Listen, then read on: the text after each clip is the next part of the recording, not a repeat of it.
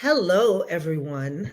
I'm Lynn D. Johnson, Senior Director of Programming and Community at Ad Exchanger and Ad Monsters. And I want to welcome everyone to today's webinar, Understanding Digital Out of Home Measurement Beyond Impressions. You've probably heard that digital out of home is having a moment. Big screens, big data, and even bigger expectations. But as advertisers pump more dollars into high visibility placements, the question isn't who saw it, it's what did it actually do?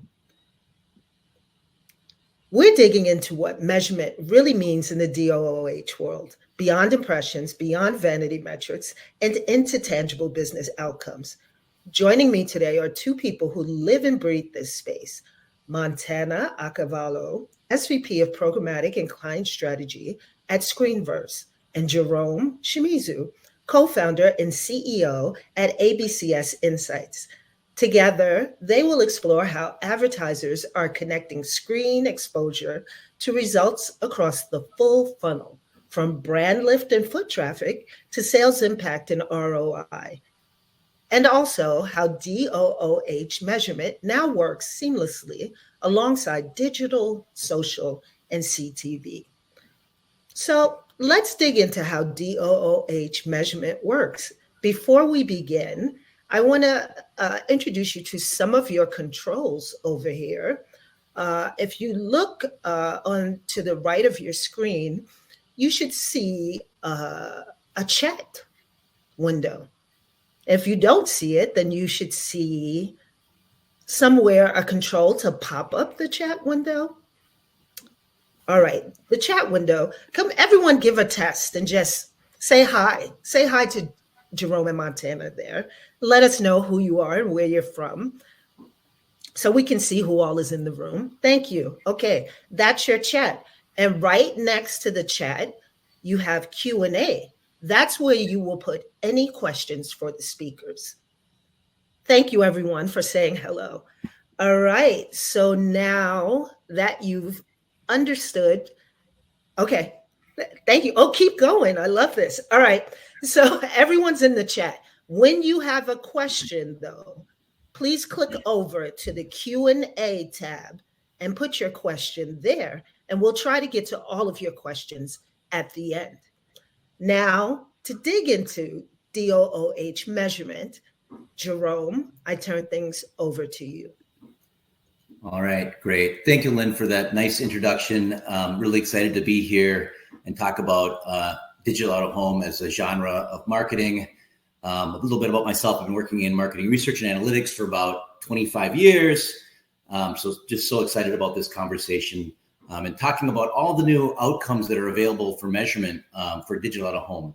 But before I go into that, I actually wanted to kind of set the table and talk a little bit about what does good marketing and good media look like?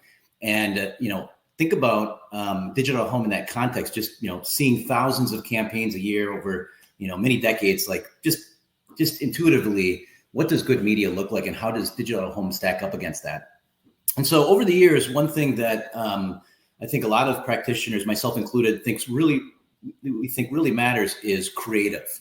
There's been research done out there in the industry that says creative is super important to advertising effectiveness. In some studies, even say it's like the most important thing. Some people might not like to hear that because they have different types of genres of media, but creative is just super important, and there's no denying that. And so when I look at different genres of media and marketing, I want to think about, does this canvas, does it give me flexibility to do what I want in terms of creative? And so when you look at digital out of home, large screens, large canvases for doing your creative. In fact, probably the largest canvases in the industry are in digital out of home. Being able to do video, being able to do three-dimensional things, like even like pop-ups and stuff like that. I think anyone who's experimented with out of home and digital out of home understands that it's one of the most, if not the most flexible and creative canvases for painting a narrative about a brand. So digital out of home to me definitely checks that box just as a practitioner. A second characteristic of media that I look at, and I think has gotten a lot of attention recently, is your proximity to the point of sales. In the industry, there's a lot of buzz right now around retail media networks and actually the superset commerce media. And for good reason, being able to connect that to performance and to the point of sale is really important. And this is somewhere where I think there's a lot of misunderstanding on digital out of home. I almost feel like the name is doesn't do it justice. It's like saying what it's not. It's like saying a airplane is not a car. Digital out of home is, to me, it's actually like often on the way to the POS. And so thinking about it with that lens, on the way to the POS, anyone, you jump in your car, you go driving, and you can pass by a traditional billboard on your way to a store. That's exciting. It's right before you went to the store. You walk down the street, you're in Times Square, and you pass by a digital out of home sign that has a Burberry at it, and then you walk into the Burberry store. Wow, that's really cool that you're right before. You're right at that moment before the POS, and many times with out of home. So I think that's important, and digital out of home checks that box for me as being a great opportunity to get in front of a consumer. And the third dimension, just to talk about in terms of what does great creative and genre look like, is attention. And actually, I'm not really an attention guy. I'm not much of an attention guy. But even for myself, I do believe that attention certainly matters. And actually, I'll give you a story from 2 weeks ago. I was in a bar in Toronto. I was doing a summit out there in Toronto. And 2 weeks ago, I was there and I was doing a business conference. And halfway through my business conference, and the Blue Jays World Series game comes on the screen.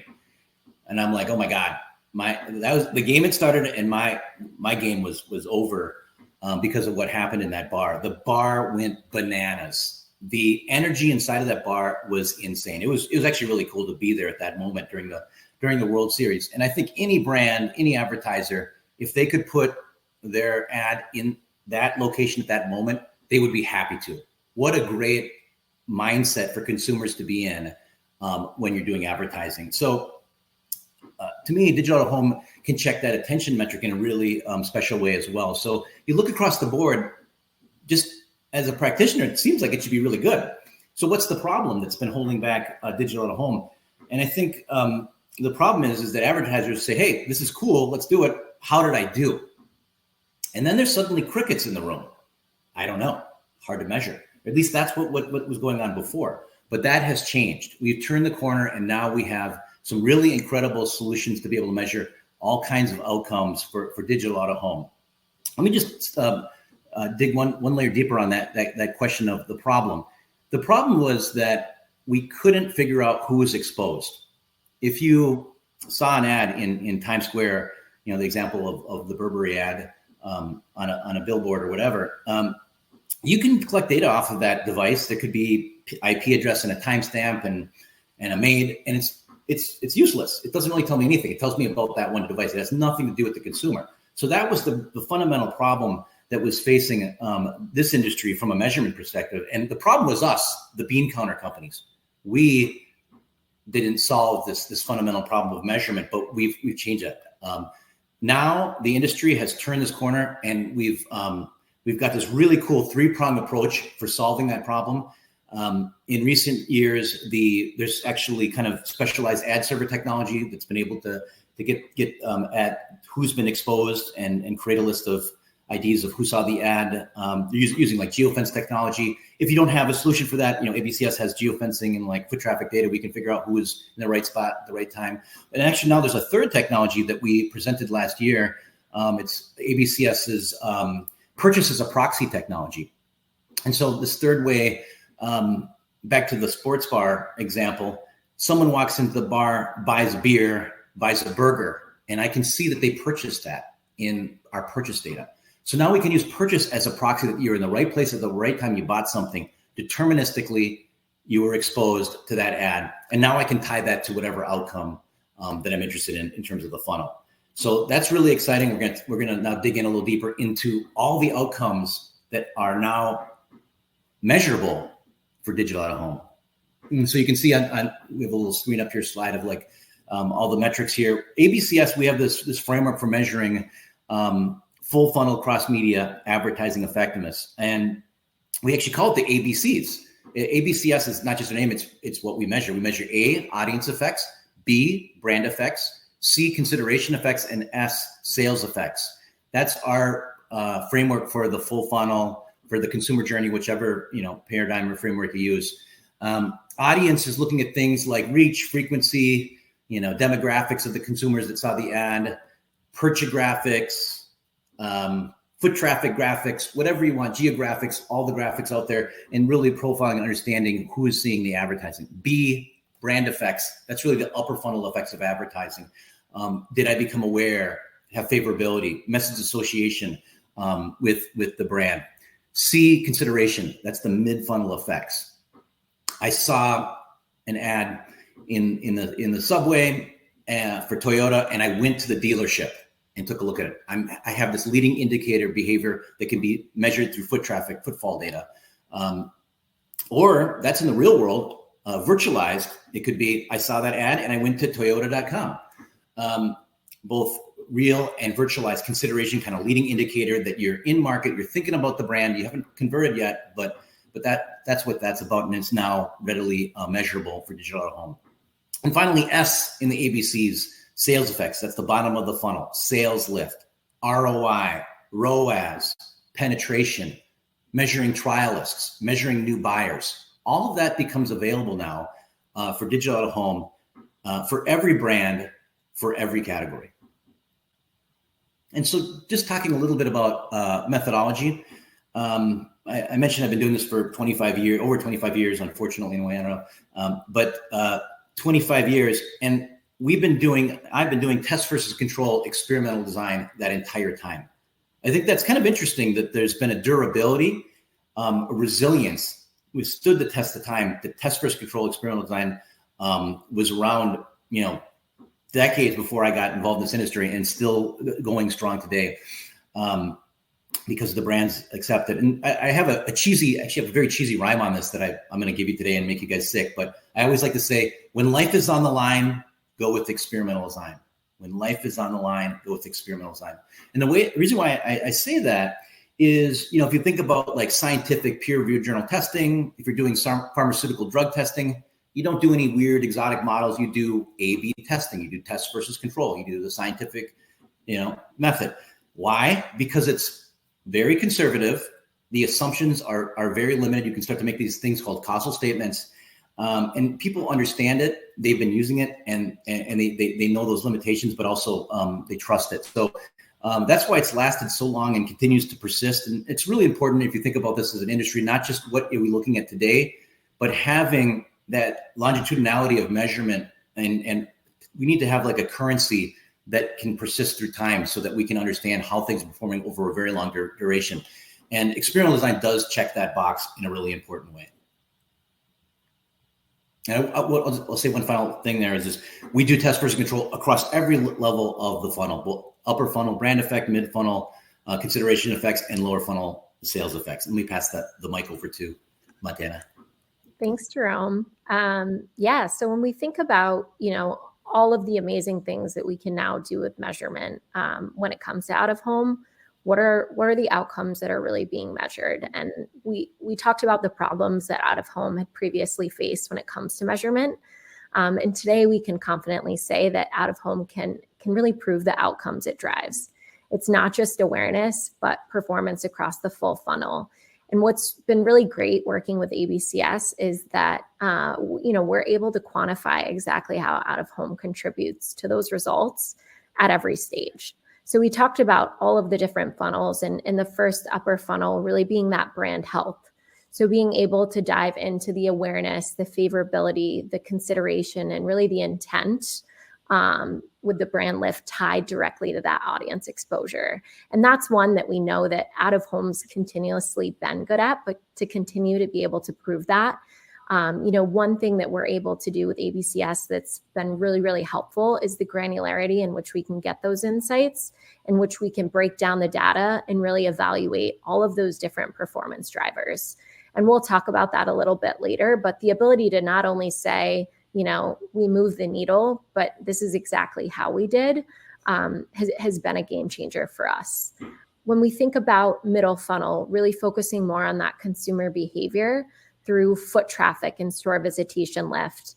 And Jerome had touched upon retail media being a big boom, and it very much is. And, as Screenverse, we have a number of screens that are in proximity to major retailers and also on the way throughout daily life as consumers are, whether they're doing errands, going to work. So we're creating all of those touch points. But what happens after those touch points, being able to prove that that consumer actually visited that store and what the impact of that visit was, we're able to prove that through those foot traffic studies. And then when we look at lower funnel, really focused on that business impact, really, being able to measure that conversion, what is the sales lift, and taking that a step further and looking at that incremental sales. And that's especially important when we think about CPG and this retail push, really being able to drive what that return was. And that's another element that we are able to do with ABCS. And that's been extremely powerful. To really go beyond the standard studies that clients are used to and take it a step further to really focus on that return. And, taking a step back to understand why this is so important for out of home, it generally shifts the perception from seeing out of home, again, as this awareness only channel and really recognizing it as the true performance driver that it is. And it really starts to bring out of home measurement in line with the accountability that's expected in CTV, social, and those other digital channels. And ultimately really strengthening the confidence, increase that out of home spend when business outcomes are proven. We're not just saying it's happening, even though we know it is, we're actually able to prove that. Also really showcasing out of home's unique ability to influence those real world behaviors at key moments when consumer decisions are actually happening. So maybe I'm filling my gas up and I know that I'm going to go to the grocery store after that. I see an ad that then influences my decision. Or maybe I see an ad earlier in the week that then later influences my decisions. We're able to prove that out. And ultimately, securing out of home's role as a vital part of that omni-channel media mix. And with that, I will kick it back to you, Jerome. All right, thanks, Montana. And building off your omni-channel mix comment, I think that's a great segue. ABCS, as I mentioned at the beginning, we are a full funnel cross-media advertising effectiveness measurement company. We don't just measure digital at home, we measure the entire mix. And so for us, it's very important for us to be an independent, neutral kind of third-party measurement company that looks at how each channel works in isolation as well as in combination. And one of the beauties of experimental design and the methodology and approach we're talking about here is this is the exact same method and approach that we use for every genre of marketing and media. We use this for linear advertising, for CTV, for social media, for shopper marketing, for print, for audio, regular digital executions, really every single part of the marketing and media mix. Test versus control, experimental design is being used by us and many other great companies in the industry. And so bringing now digital out of home into the fold on that same level playing field allows advertisers to make apples to apples comparisons and really understand what's going on in that broader context. Perfect. So I think, to jump into, well, it's great, we have measurement, but how are we applying this to future learnings and future campaigns to really continue to drive the needle? And I think one of the biggest advantages of full funnel out of home measurement is that we're not just validating that insights worked, we're really using that to fuel smarter planning and buying going forward. And I wanted to talk about a few of those, ways that that's being done. I think the first piece is really being able to optimize audiences and targeting. So, of course, we're able to extend those, mobile audiences to out of home and identifying different audience groups. But we're also able to identify the performance of those audience groups and really shift future investments towards those high impact groups, depending on how they perform. So moving away from those broad assumptions and really toward a proven performance-based targeting approach. Another one is, really doubling down on high performing markets and venue types, not just buying the same old, screens that the client has always bought, but really challenging them to go beyond that and let the data and the measurement speak to why that's the case.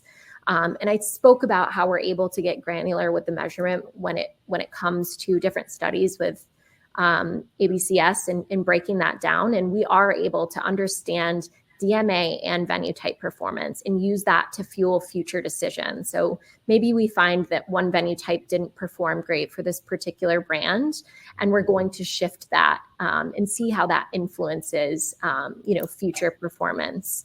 And really also testing new formats, maybe suggesting that they expand into a completely new format that they've never tried before, and allowing the data to tell us how that performed. Jerome spoke a lot about creative messaging and the power and the strength that has when it comes to measurement outcomes, and really using that to ultimately compare results by different messages and different visual types, seeing what worked and what didn't work, adjusting creative rotation to the top performers, and really slicing out your measurement to understand, A/B testing of different creative aspects. And, ultimately, another piece is tailoring that creative by venue type, right? Speaking differently to people that are grocery shopping versus on their way to work, grabbing a coffee. Proximity to stores. If someone's close by, we want to have different messaging than if they're 25 miles away. Time of day, right? Different messaging if I'm waking up in the morning and hopefully energized versus at the end of the day when all I want to do is get in pajamas and really wind down.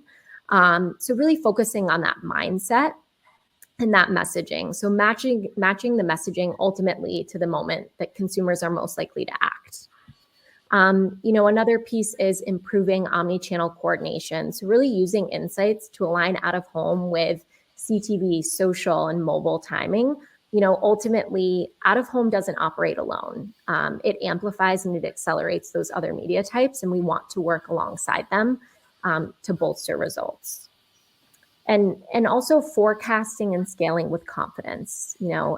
As agencies and brands, it's extremely important being able to use results to help model expected future returns and feel confident in where your investment is going. And building business cases for ultimately larger budgets, national rollouts, the future of what you want that partnership to look like, and being able to establish benchmarks for specific, to the brand and agency and category. Ultimately, when we predict results, we unlock bigger investment and growth. And, measurement ultimately gives us the clarity of what drives behavior, and applying those insights really ensures that out of home and the future out of home dollars become more intentional, more efficient, and ultimately more accountable. And that's really how we think about transforming out of home from, a tactical buy ultimately to a long-term revenue driver. And I'm really excited to say that we're able to do that today.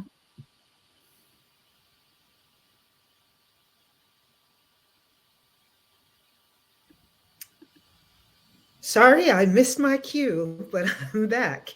Hi, thank you, Jerome and Montana.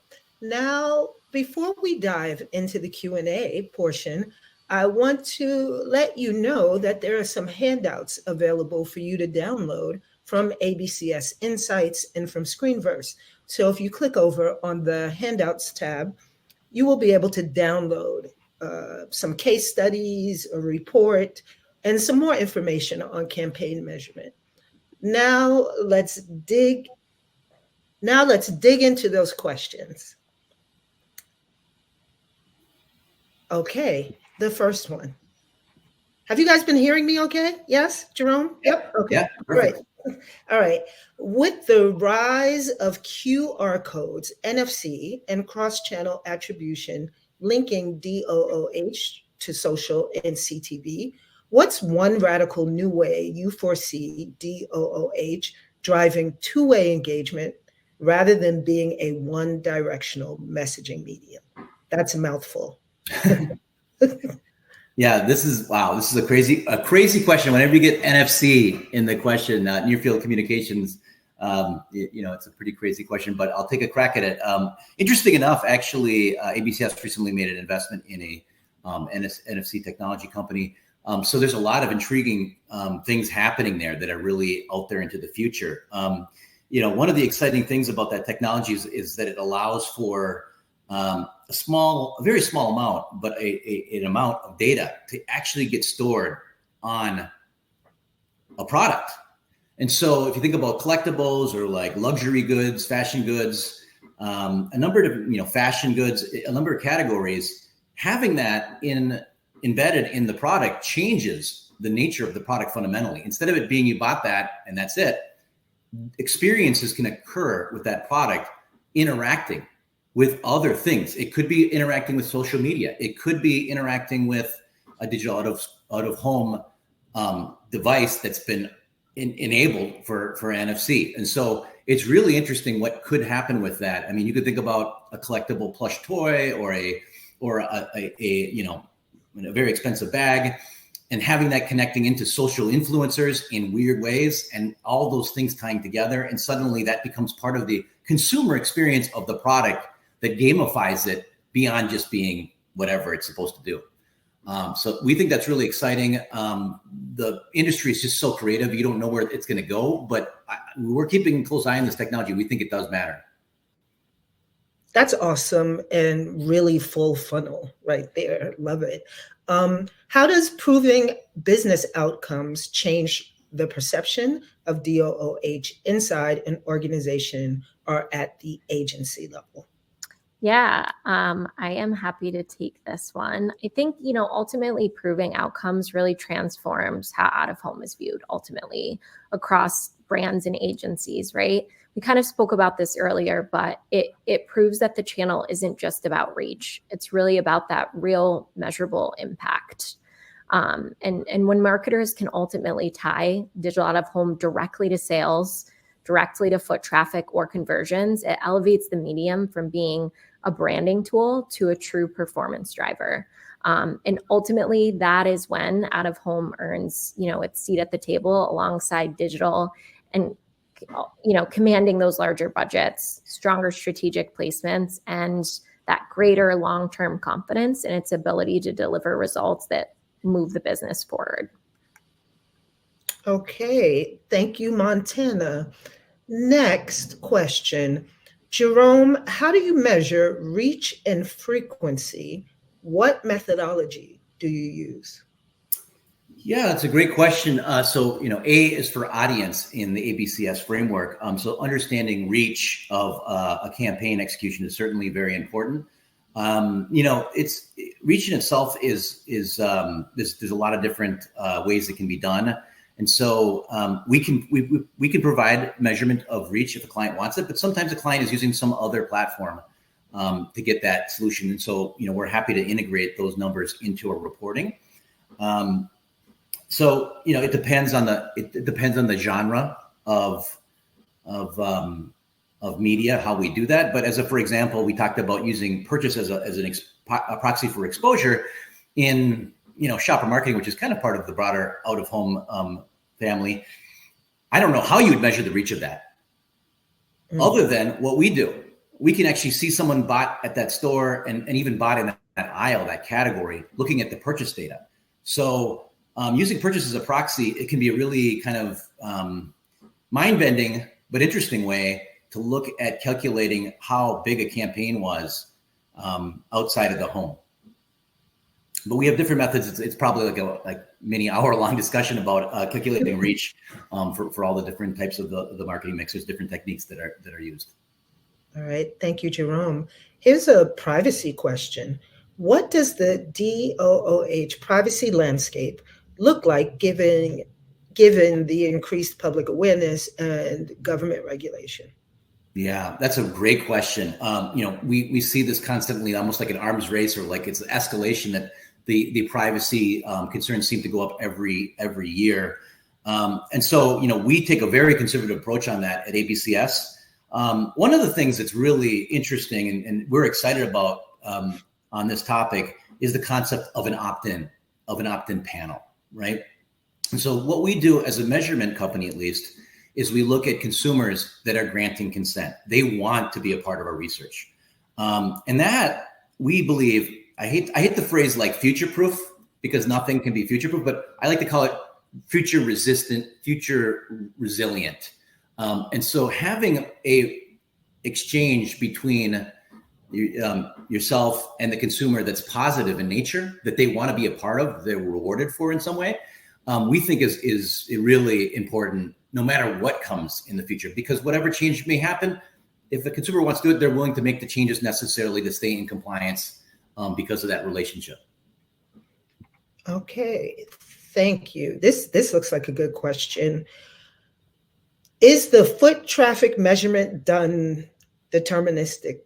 Like, yeah, I guess, is it deterministic data? Yeah.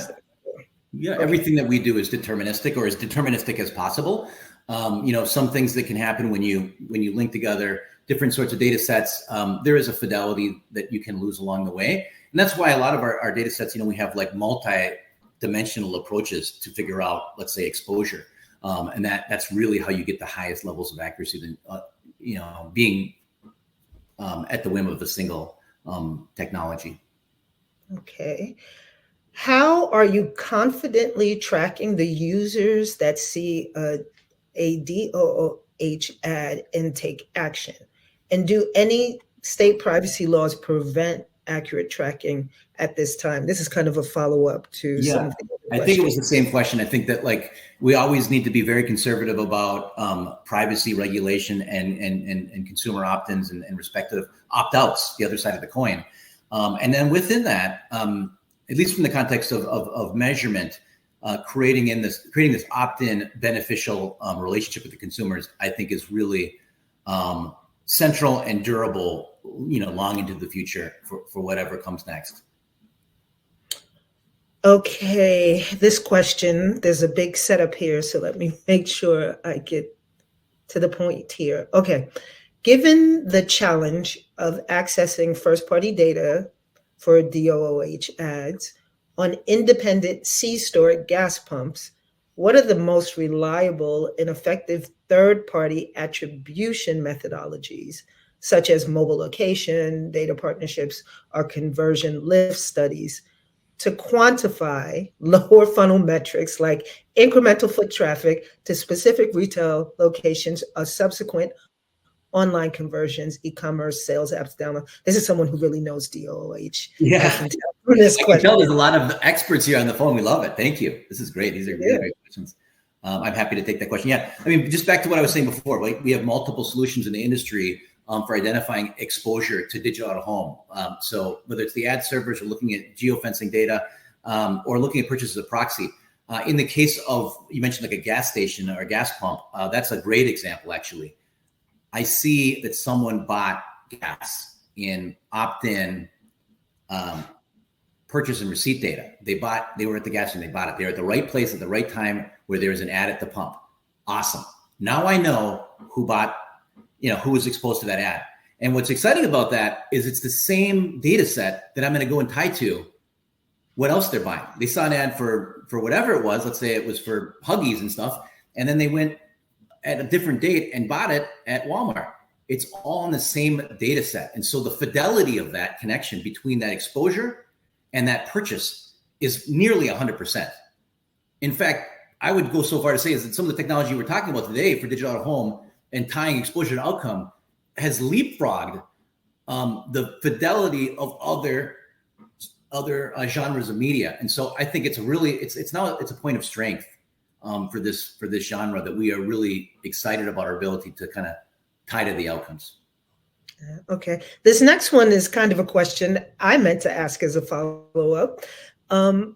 What does it entail when someone opts in, and how do they do that for a normal campaign? Is it related to cookies? Yeah, someone trying to understand the opt-in process. Yeah. I'm happy to take this question. To start with, take a crack at it. I think opt-in is a very complicated question. There are many different layers of opt-in through the ecosystem. If you think about it, maybe from a media company perspective, that's a very different situation. I think cookies are part of that, and cookie deletion becomes a problem because some consumer may try to opt in and then the data somehow gets deleted and it's difficult to track that. But for platforms of media and marketing, there's industry standards for how you would opt in and become opted out.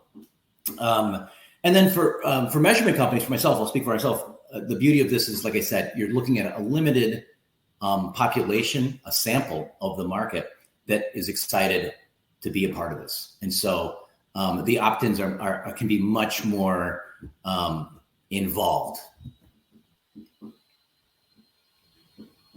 Okay. Which stage of the funnel matters most to brands right now? Is it awareness, engagement, or sales? Yeah, I'm happy to let you get off the hook for a minute there, Jerome. It's fun. I think it really depends on the goal of the specific brand and advertiser that's looking for that measurement. So when we think about all of the different funnels that we spoke about, brand health and really understanding those brand metrics, a brand study is always going to be the best spot for that. When we think, and that could be, a new product, different things like that, or just generally getting a gauge on brand health. A brand study is going to be the best position for that. When we think about looking at that foot traffic and store visitation, that's always great for new store launches, different specific retailers looking to understand the actual traffic going to their stores, and really ultimately what they need to do to increase that. And then when we think about more of the actual, business impact conversion piece, sales lift is going to be really, really great to understand, for those CPG clients, the actual sales and the return on the advertisements that you're putting out there. So I think it ultimately depends. And given my experience, it requires quite a few conversations to get to that, end point of what the outcome they're looking for and the best way to get there. But I think ultimately having the conversation and really understanding their goals will get you to the best measurement results. Yeah, so I think I'm hearing generally they care about them all, but it depends on the outcomes for the specific campaign, right? That would be fair to say. Yeah. Montana, here's another one for you. How do media owners best sell through measurement solutions as part of their DOOH campaigns? How do we use measurement case studies to drive DOOH investment? Yeah, I think that's absolutely a great question. And I think ultimately it kind of ties into what I previously just answered, is it's not leading, with screens. It's really leading with outcomes and tying that together to really build up the story that we're looking to tell. So I think, as a network, we have a large amount of screens, right? We have the full consumer journey, but really driving that to understand we have the scale, but how do we want to tell that story? And what do we want that outcome to be is really the ultimate end game. When we think about awareness, billboards and outdoor, specific inventory is always going to be great for that. But when we think about really driving that foot traffic, hitting those different screens that are on the way to that path of purchase is also going to be extremely important. So not just providing, hey, just run on all these screens, but really being, having that conversation to get down to the best path for them. And using case studies, I think, at the end of the day, it's about proving that value through results. And so what we've done is really taking those different categories and showing the results through those different case studies of saying, hey, for pharma, here's the outcome, here's the strategy, and here's what drove the highest results. So really being able to articulate that, and tell that story through not just the scale and the screens, but also the results, have really been quite the game changer for us. Okay, thank you, Montana. This question, either one of you can answer, I'm sure. What's your confidence level today in DOOH's ability to drive ROI alongside other digital channels? I can take a crack at that. Yeah, so we now have some data on this, right? I don't think we've published it or anything, but I can just say that the initial measurement that we've done for this category has been very strong.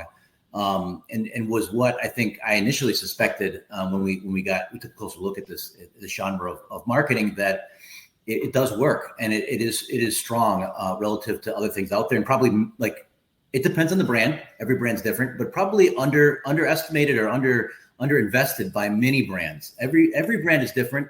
Every genre of media, it has its place. But for so many brands, this I think makes a lot of sense, and they need to take a closer look at it because of what it can do. You could just think about your own experiences of when you've actually converted as a result of out of home. And it's one where I can personally feel that, where I've been influenced and gone and bought something as a result. So as a consumer, I know it works, and now we can kind of quantify like what that looks like. Yeah. And I think to take that a step further too, from a client perspective, I think, Jerome, you touched on it. If you've ever been, in the mindset and you saw an ad in the moment at the right time, at the right place, it really is so impactful. So I think it's also the ability, I end my day and I am absolutely exhausted, and the last thing I want to do is look at my phone. The ability to reach people when they're present, when they're actually engaging with their environment, and they're out in the world doing things such as grocery shopping, right?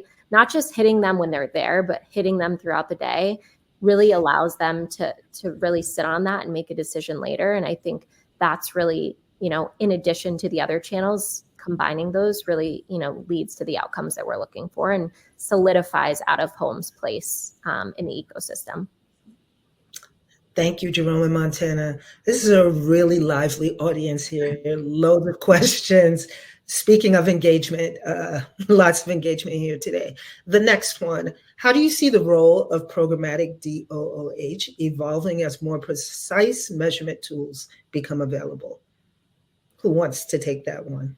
Yeah, Montana. I think it holds us accountable as well to be making decisions and making, strategic suggestions to our clients that are going to drive the outcomes that they want. So I think as an industry, we're already headed in that direction, but, we're going to have to be more strategic and more thoughtful and continue to be about the strategies that we're putting out there. And I think that we'll continue to be challenged just like other channels. And that's what we want. And we'll be able to deliver on that. But I think just the ability to be able to align and adapt to that strategy will be very important. Thank you. We have one last question before we wrap up here. Can you please provide another example on how you can track foot traffic through DOOH and how a study would be done? For instance, how would you be able to track ticket sales for a venue? Yeah, great question. Yeah, so as we had mentioned before, there's kind of a three-prong approach now available for digital out of home to identify exposure, whether it's from the ad servers directly or looking at geofencing data around particular digital out of home screens. But I'm going to give you the example that's less understood, which is purchase as a proxy. Let's say there was an ad inside of a bar for the Blue Jays or something like this, like for the tickets. I guess it was for tickets, right? I can see that someone was at the right place at the right time for that ad because they bought a burger at that restaurant. Now I can also look at what happens next after that point. Did they, in their purchase data, buy tickets for a game in the future? And so that's how I'm able to tie together on the same data set. This person saw the ad, and here's what happened next in terms of what they purchased. And we do that pest versus control versus another kind of baseline, a control group that had the same kind of level to begin with, and see what happened incrementally on top of that. That's in essence one way of doing it. Awesome. You guys really gave a full understanding of why DOOH is finally taking off. The outcomes are there. It's so important. That's what advertisers care about, right? So Jerome, Montana, thank you for your time. Audience, thank you for being with us today. And don't forget to grab the handouts, the downloads from ABCS Insights and from Screenverse. Okay, everyone, have a good day. All right. Thank you. Thank you.